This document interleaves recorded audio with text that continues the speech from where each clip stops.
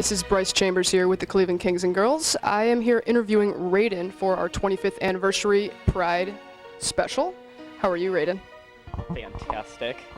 Excellent. So Raidon has several different ways he's involved in the community, and I kind of wanted to get your backstory in addition to see what Pride means to you and how your involvement in Cleveland Pride has brought you to where you are today. So I know that you work closely with a lot of the college GSAs. Is that correct?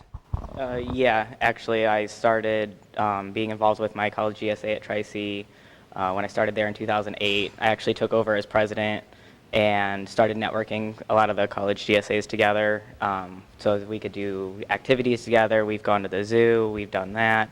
I actually got in contact with Cleveland Pride that same year, and that's when the Pride itself started kind of like partnering with the GSAs, letting them sell the pop and water or whatever, and then they kind of split the profits, so it helps out both Pride because then they get their volunteers, and it helps out the colleges because then they get funding and stuff like that. And Michelle has kept up with that over the past few years while I haven't been able to.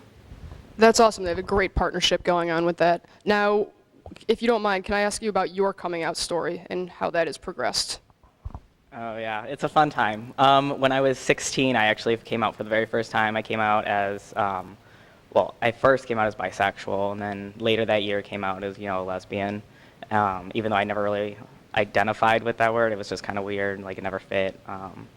And then when I started being involved in the GSA, I started going out to the clubs a little bit more. I started watching some of the performances that were going on and stuff like that. I learned a little bit more about the transgender community and started playing around with drag myself. And then the first time I ever actually put on full drag and I looked in the mirror, and it was kind of like a eureka moment. It was like, that's what I'm supposed to be seeing every day. Like, that's how I feel inside.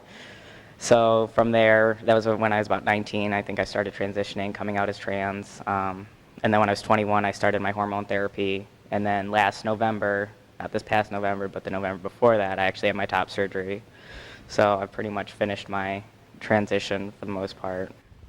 Now, was it hard for you transitioning with family, and were they supportive? Have they been to some of your performances? Have they been to Pride? I know you're very involved in the community through colleges, but I'm curious about family life and if they've been involved with that as well through you. Some of my family has. My dad and I don't always talk the most, so he hasn't really been involved. He's not necessarily against it. I mean, I've never really actually had that conversation with him. But like he's never, disowned me or told me I wasn't welcome in his house or anything like that. My mom has probably been my biggest support. When I first came out, she was a little bit when I first came out as a lesbian, she's like, well, duh. You told me when you were 5 that boys were only good for one thing. I got really scared, and then when you said playing sports, I was like, oh dear Lord. So I'm sure that support meant the world to you, going through everything each step of the way. So that's fantastic. Oh yeah, like I said, my mom's been my biggest support. The rest of my family, it's kind of a little getting used to. My grandma calls me every name but my own, but she's done that ever since I was little, so that's not a big thing. Now, you said you started doing drag with the Cleveland Kings and Girls in 2010. Has that helped you become more comfortable in your body and finally recognizing how you see yourself and how you want to be portrayed?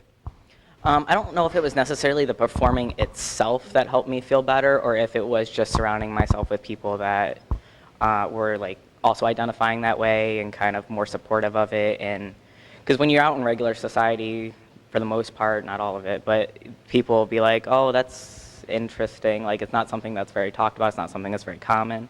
But when you're surrounded by people and they're like, oh yeah, that's cool, that's great, blah, blah, blah, it makes it more like reassuring that you can actually go through this, you can live a normal life. Like, it's not anything strange, it's just, it is what it is. So in theory, there's a feeling of self-confidence in overall Pride, if you will. Right. Now, do you remember your first Pride in Cleveland? Was it performing or was it attending? My very first Pride was attending. I attended for 2 years. My first year just kind of going hanging out. My second year I ran pop and water sales, making sure that all the different beverage stands had everything that they needed. And then my third year was my year that I started performing. Wonderful. Now, what, in your opinion, does Cleveland Pride mean for you? Is there an association that brings a specific memory to your mind? To me, Cleveland Pride, it's just a whole bunch of different emotions. Like, you have obviously your history behind it, which I think now a lot of people don't really associate with it. I think now people think it's just a big gay party where everyone gets naked and run around in their underwear. But, well, I mean, while that does sometimes happen, I believe it's a lot more than that. I believe it's a lot of coming together. Like, the very first time I came to Pride, it was a realization that there were so many people in the LGBT community along with our straight allies, and it just was fantastic. It's a wonderful experience to be part of Cleveland Pride and look around to see all the support that we've had over the years from those in our community, family, friends, our straight allies, and Raidon's done an amazing job bringing that together through all of the college campus work he's done, and I look forward to see what you have coming in the future. So we're going to ask Raidon one last question. What does LGBT Pride mean to you? To me, LGBT pride is just being proud of who you are, just being comfortable in your own skin. Doesn't mean that you necessarily have to announce all of your differences, but accept all of your differences from just everybody. Everybody's different. Everybody's going to have quirks. Everybody's going to have something weird about them. Doesn't make one way better. Just be proud of who you are. That's all it means to me. Thank you so much for being with us today, Art.